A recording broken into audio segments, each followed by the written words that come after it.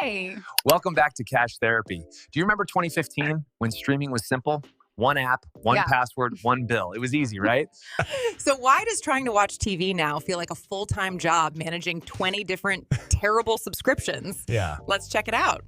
Welcome back to The Deep Dive. You found Cash Therapy Official, the place where we put modern life's biggest frustrations under the microscope using that same kind of, well, surgical rigor you'd expect from investment analysis. Yeah, exactly. And today, we're stepping away from, say, NASDAQ Q charts and diving headfirst into the metrics of consumer anger and, frankly, corporate fumbles. We're tackling a story that's just everywhere now, the streaming war. Right. For what feels like forever, we heard it was this epic battle, Netflix versus Disney, Amazon, the old guard throwing punches. But if you actually look at what people are saying now and the data on user behavior, well, it doesn't look like a clear win for any corporation. Not at all. It's something much more startling, really.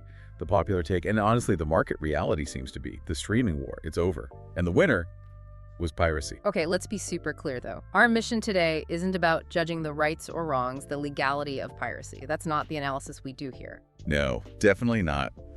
We're doing what we always do. A cold, hard, clinical breakdown.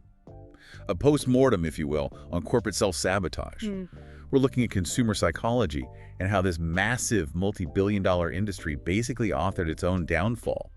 Some of our sources are even calling it, maybe a bit dramatically, but maybe not, the suicide of streaming. Suicide! Yeah, I think that term actually fits quite well because it sets up this huge paradox, doesn't it?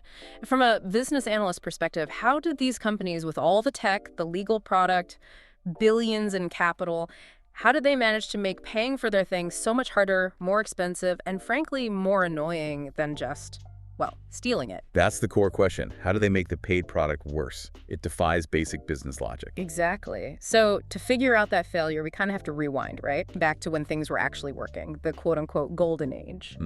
We need to understand the psychology back then. Yeah. Why did piracy basically die out for a while? What made people come ashore? Totally. Let's think back maybe mid-2010s. Streaming wasn't just like a neat tech trick, it felt like freedom. Oh yeah, liberation. Freedom from what sources call the tyranny of cable television. You remember those cable packages, right? Like $120 a month for 200 channels, and you watched, what, 3 of them? And the rest was just scrolling through infomercials and shopping channels you never asked for. It was absurd. And along comes Netflix. The white knight, basically. Yeah. Simple, easy.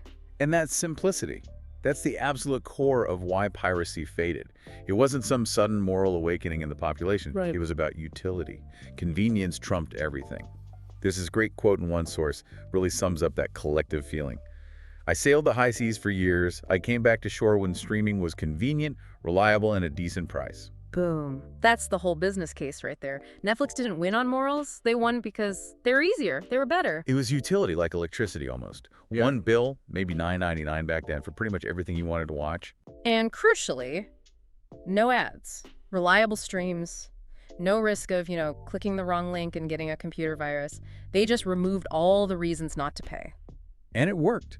People happily docked their pirate ships, they put away the VPNs, pulled out their credit cards. Ready to pay that small fee for guaranteed convenience. But, and this is the critical turning point, the corporations completely misunderstood why people were paying. Okay, so how did they mess that up? They saw the subscriber numbers exploding, millions signing up. Where did the interpretation go wrong? They looked at those numbers and thought, our customers are reformed pirates, they've seen the light, they want to be good legal consumers now. Yeah, so they thought it was a permanent change in values. Exactly, when in reality, the customer wasn't reformed, they were just retired. Yeah. Retired from the hassle of piracy because, for a glorious period, paying was simply the superior experience. $10 for everything, no ads, easy interface. That was superior. Absolutely. Yeah. But that retirement was conditional. It lasted only as long as the paid option remained better. The second it became objectively worse, Yeah. well, that retirement was over. Instantly. And this is where, the analyst part of me just gets incredibly frustrated. They had this immense goodwill, this huge base of paying customers, and they treated it like a resource to be strip mined, not an asset to be nurtured. Which brings us to the diagnosis. The cash therapy perspective here points to something called enshittification. It's become a pretty common term for this specific kind of corporate decay. Right, I've seen that term. Explain it in this context. It's basically a terminal disease of greed. A platform starts great good service, low price gets everyone hooked, achieves dominance. Then instead of maintaining that value, it starts exploiting that locked-in user base, squeezing them for short-term gains by deliberately making the product worse. Okay, so let's trace the steps. How did they actually degrade the product? How did they manage to rebuild the very cable monster people paid Netflix to slay? Well, stage one, and maybe the most damaging blow, was content splitting, the fragmentation. Yes. Suddenly, everyone wanted their own streaming service. Exactly. Netflix proves the model, and suddenly every studio, every network says, wait a second, why are they making money off our shows? We need our own app. So they start pulling their content back. And bang goes the utility model. That simple $10 promise evaporates. Remember, The Office, Friends, all the Marvel stuff, Netflix originals, all in one place. No, now it's want Friends. Okay, that's Max now. Want The Office, Peacock, Marvel, Disney Plus not, obviously. I definitely remember juggling, 4 or 5 different apps just to watch the same stuff I used to get easily on Netflix. It forced us right back into that fragmented nightmare. It was like collective amnesia in the executive suites.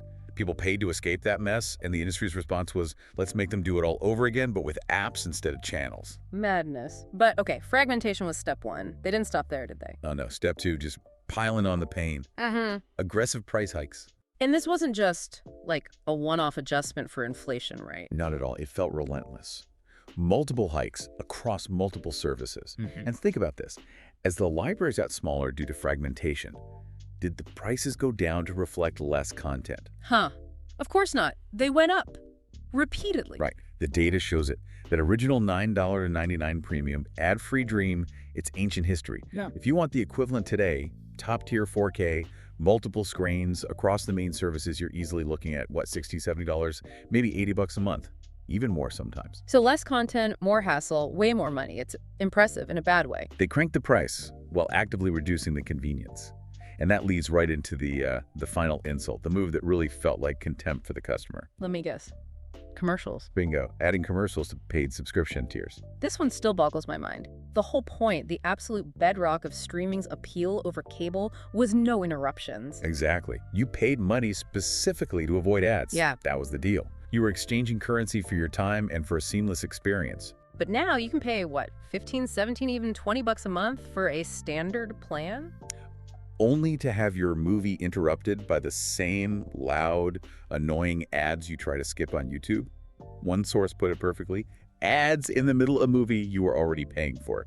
It just breaks the value proposition. It really showed they weren't thinking about the user experience anymore, just how to squeeze more revenue per user, right? Forcing people into ever higher tiers just to get back the basic ad-free experience they used to have. Absolutely. They treated loyal, paying customers like targets for upselling, degrading the core product for almost everyone. And we should mention the other stuff too, the little cuts that added up. Punishing password sharing, which, okay, maybe had some business logic, but felt punitive. Region locking, making travel a pain, and the one that really gets people is deleting shows. Sometimes shows you were literally in the middle of watching. Yeah, done overnight because some license expired. Yeah. Zero warning. It just adds to this feeling of instability and, frankly, disrespect. So you add it all up, fragmentation, price hikes, ads, restrictions. They systematically dismantled the simple, elegant $10 solution. And replaced it with this potential $150 a month confusing digital mess that is, you could argue, objectively worse than what cable offered 20 years ago, in terms of simplicity at least. Which lands us squarely in today's reality. Because of this whole enshittification process, the streaming companies aren't just competing against free anymore. No, now they're competing against better. Let's just lay it out, analyst hat on. Compare the two experiences side by side right now. It highlights the absurdity. Okay, the paid experience today. You need, let's say, 5 different apps. That's 5 subscriptions, 5 passwords to remember, 5 bills hitting your account. You're paying, conservatively, $80 a month, maybe way more. You're still getting ads on many of those plans. Your favorite show might vanish tomorrow. You often can't easily download for offline viewing. And if you travel, good luck. Half your library might disappear due to region locks. It feels like it's designed for maximum friction, minimum user joy. Okay. Now, the pirate experience today. One main app. Maybe a good VPN, which costs, $5 a month? Yeah, something like that. And in that one app, Everything, all the shows, all the movies from all the services, in one place. Searchable. 0 ads, ever. Guaranteed. You can download anything, watch it offline, keep it forever if you want. And the content never gets pulled because of licensing deals, because you have the file. It's kind of ironic, isn't it? From a pure user interface, user experience standpoint, Piracy now offers a better, more unified, more reliable experience than the legal options. They didn't just fail to compete on price, they failed to compete on convenience. They failed on ease of use. They broke the one simple rule that made streaming win in the first place. Make it easy, make it reliable, make it feel like good value. Instead, they chose quarterly earnings boosts over long-term customer satisfaction, short-term greed over sustainable business. So, wrapping this up, the commentary calling it a suicide of streaming feels pretty accurate. It wasn't really a war where one company beat another. No, it feels more like a betrayal of the customer. The industry looked at millions of people who were happily paying them and decided, you know what? We can probably squeeze these guys for just a little bit more, and a little more after that. Without thinking about the consequences. And the consequence is obvious. A predictable return to the high seas. It wasn't murder by pirates. It was suicide by spreadsheet, driven by demands for ever higher ARPU average revenue per user. And the big takeaway for you listening to this, the consumer, the analyst, whatever hat you wear, it's a stark lesson in business psychology, isn't it? I mean, think about how absurd it's gotten. You see articles now telling people to make spreadsheets to track which show is on which service just to figure out if paying $22 a month for premium with ads makes sense. It's madness. The executive completely forgot or ignored the cardinal rule: don't make your customers feel like idiots. Don't make them feel like they're being taken for a ride. Because if you do, they will find alternatives. Quietly, maybe, but they will vote with their feet or their clicks. And maybe the ultimate cash therapy here is realizing, you know what? You weren't the bad guy for wanting something simple and reliable that just works. The failure wasn't consumer entitlement. It was corporate greed and mismanagement. Plain and simple. Yeah, the error wasn't written on some pirate manifesto. It was written plain as day on corporate earnings reports. A really crucial point to end on. Thanks for joining us for this deep dive into, well, the self-inflicted wounds of the streaming industry. Absolutely. A vital lesson in how easily success can breed arrogance, blinding companies to the very simplicity and utility that made them successful in the first place. We will catch you in the next one. And hey, make sure you hit that subscribe button. Seriously, if you're tired of paying more for products that keep getting worse, you're definitely in the right place. That was today's topic. That's our function here, to fix minds, not just wallets. Subscribe to Cash Therapy Official. Until next time.